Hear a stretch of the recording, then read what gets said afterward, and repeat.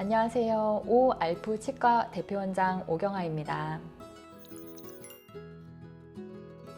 보통 사람들은 충치가 세균 때문에 생기는 거라고 생각하시잖아요. 그게 맞습니다. 선천적으로 치아가 약한 분들이 계신 거 맞고요. 물성이 더 약한 치아가 있는 거가 맞는데 저는 추가적으로 하나를 더 말씀드리고 싶어요. 구조가 약해서 더 충치가 잘 생길 수 있거든요. 구조가 약해지게 만드는 경우가 있어요. 내가 갖고 있는 습관 때문에. 예를 들어서 위에 있는 치아랑 아래에 있는 치아랑 씹히는 관계를 교합관계라고 하는데, 교합관계가 좋지 않은 걸 보통 부정교합이라고 얘기를 하잖아요. 그 부정교합을 갖고 있는 분들이 아무래도 충치가 좀 더 잘 생길 수 있고요. 무의식 중에 이를 꽉 무는 이 약물기 습관이 있거나 아니면 이를 가는 이갈이 습관이 있으면 구조가 약해지고, 그래서 물성이 약해지고, 그 물성이 약해진 부분에 세균이 많이 들어가면서 충치가 더 잘 생길 수 있어서 안 좋은 교합 질환을 갖고 있거나 교합 습관을 갖고 있는 경우에 더 충치가 잘 생깁니다.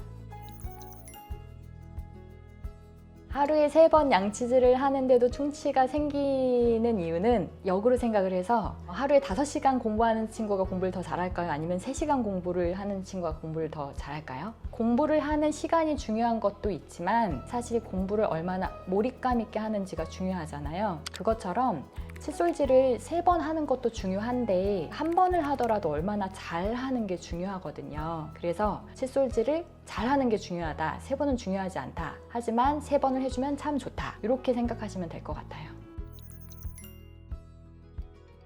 치과 의사의 용어로는 모디파이드 바스법이라고 해서 제가 모형을 갖고 설명을 드릴게요. 치아와 잇몸 사이의 경계선 사이에 칫솔모를 45도 정도로 넣어서 그 다음에 진동을 주고 쓸어 올리는 방법을 모디파이드 바스법이라고 하고요. 그 다음에 또 사람들이 많이 알고 있는 건 롤링법이라고 해서 그냥 아이들한테 많이 설명하는데 이렇게 돌려가면서 칫솔질을 하는 걸 많이 설명을 해주세요. 용어도 어렵고 하는 방법도 어려워서 2가지만 생각하시면 될 것 같아요. 첫 번째로는 일단 뽀득뽀득하게 닦자. 그 다음에 2번째는 구석구석을 닦자.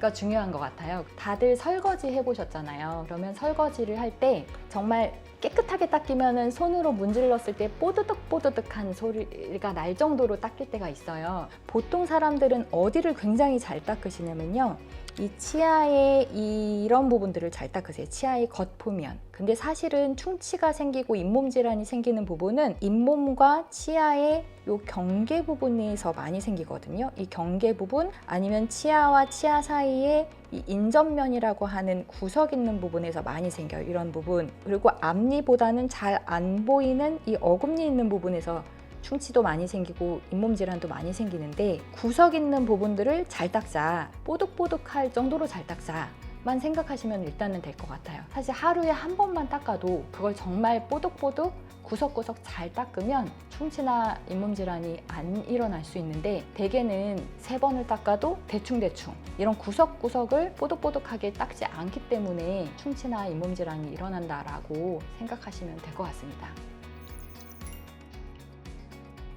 저희가 칫솔을 사용을 하잖아요. 그러면 이 칫솔을 사용을 할 때 대부분은 한 방향으로만 칫솔을 잡으시더라고요. 방향을 안 트시더라고요. 그러면 내가 이렇게 잡은 상태에서 어금니는 잘 닦았다고 칠게요.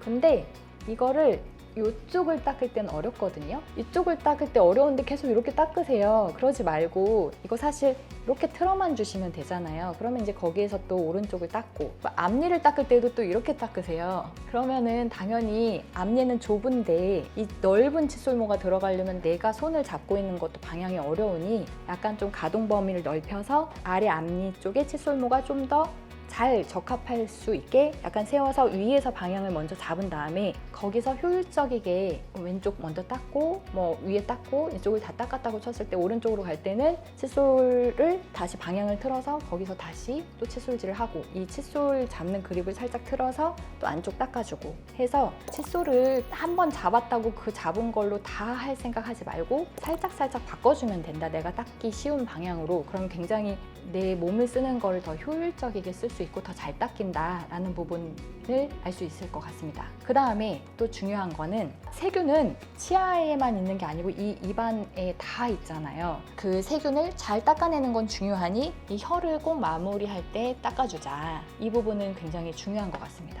오늘은 제가 양치질을 잘 하는 방법에 대해서 알려드렸는데요. 제가 알려드린 효율적인 양치질 하는 법을 한번 집에서 잘 적용해 보시고 칫솔질 잘 하시고 충치 안 생기셔서 치과 안 오셨으면 좋겠습니다. 오알프치과 대표원장 오경아였습니다. 감사합니다.